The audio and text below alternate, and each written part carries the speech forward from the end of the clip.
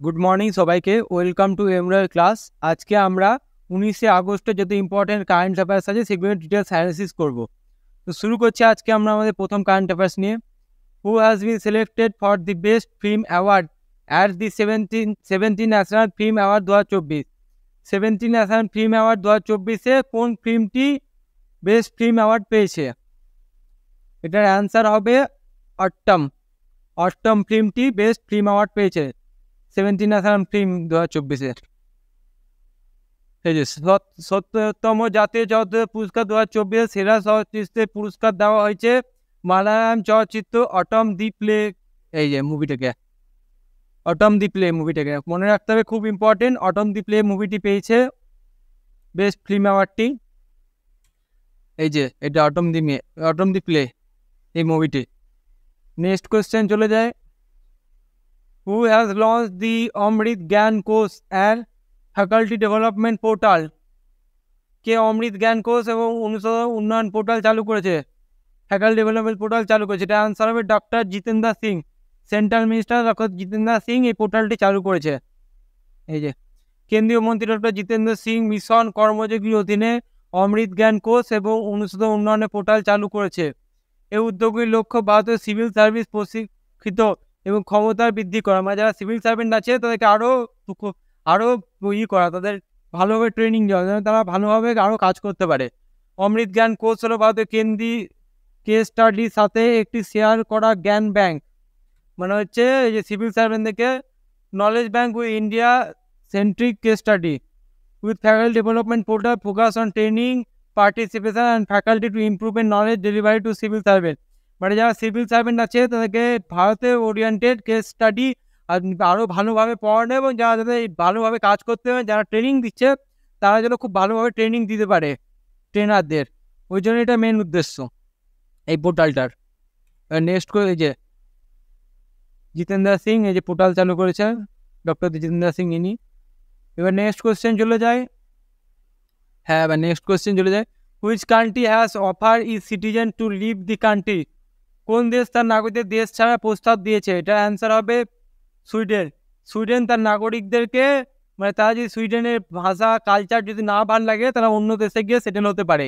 ওই জন্য সুইডেনের সরকার নতুন ল বার করেছে।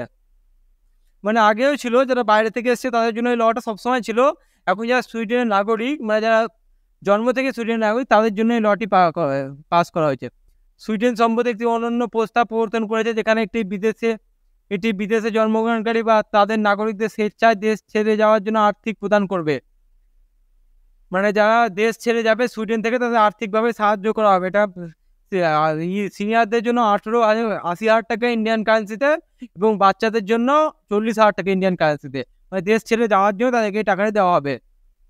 এই স্কিমের অধীনে নাগরিকরা অর্থ পেবে এবং তাদের ভ্রমণ খরচা সরকার কভার করতে পারে এই স্কিমটার সাহায্যে। মানে অন্য যে দেশে যাবে সেখানে যা খরচা সেটা সরকার কভার করবে।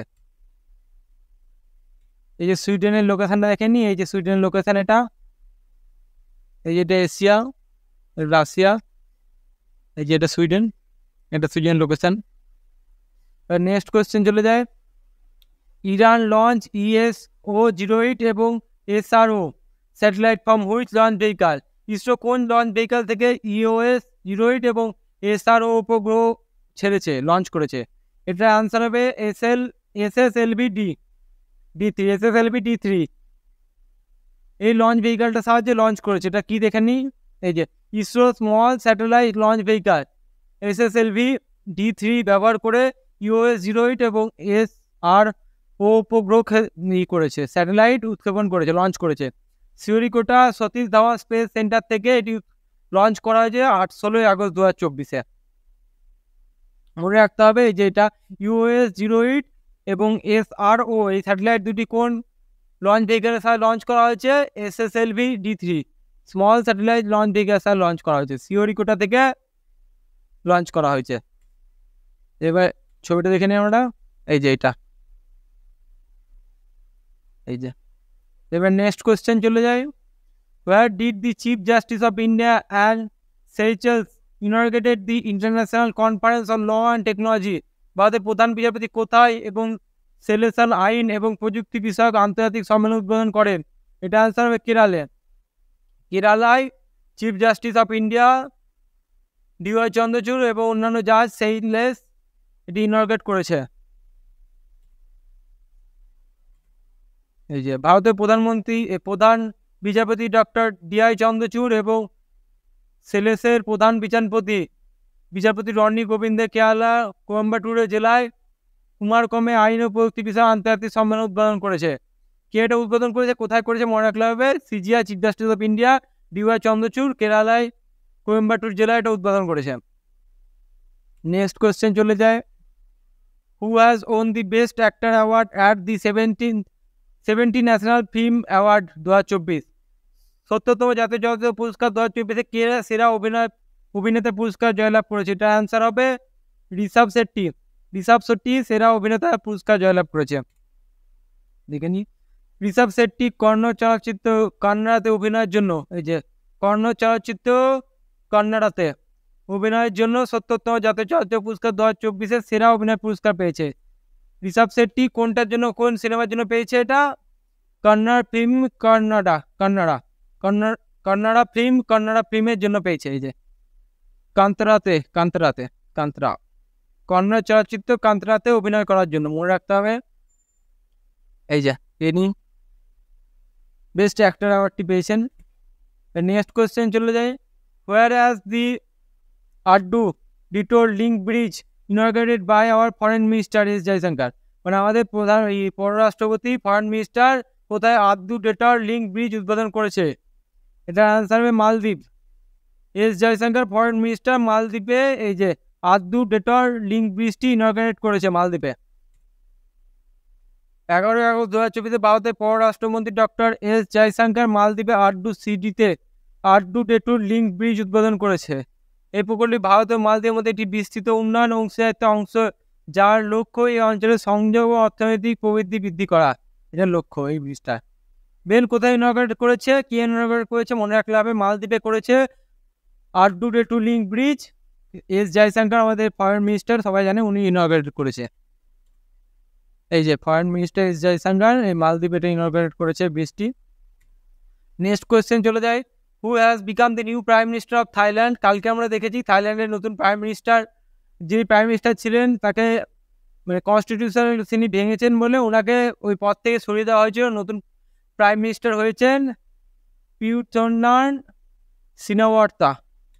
নামটা দেখে নি, এই যে তার নতুন প্রধান হচ্ছে পিতংটাং সিনাওয়ার্তা। নামটা মনে রাখতে হবে, একটু ক্রিটিক্যাল নামটা, কিন্তু মনে রাখতে হবে পিতংটাং সিনাওয়ার্তা প্রাইম মিনিস্টার। এটা থাইল্যান্ডের নতুন প্রাইম মিনিস্টার ইনি। এবার নেক্সট কোয়েশ্চেন চলে যায়, হোয়ার হ্যাজ নর্থ ইন্ডিয়ার largest floating solar park Omkareshwar started? North India কোথায় সবচেয়ে বড় সোলার ফ্লোটিং প্ল্যান্ট চালু করা হয়েছে? উত্তর ভারতের। এটার আনসার হবে মধ্যপ্রদেশে। উত্তর ভারতের মধ্যপ্রদেশে সবচেয়ে বড় ফ্লোটিং সোলার পার্ক ওমকারেশ্বর চালু করা হয়েছে। উত্তর ভারতের বৃহত্তম ভাসমান সৌর পার্ক ওমকারেশ্বর ভাসমান সৌর প্রকল্প মধ্যপ্রদেশে খান্ডোয়ারা জেলার ওমকারেশ্বর বাঁধে চালু করা হয়েছে। যে ওমকারেশ্বর বাঁধে এটা চালু করা হয়েছে খান্ডোয়ার জেলায় মধ্যপ্রদেশে। হ্যাঁ খুলছি।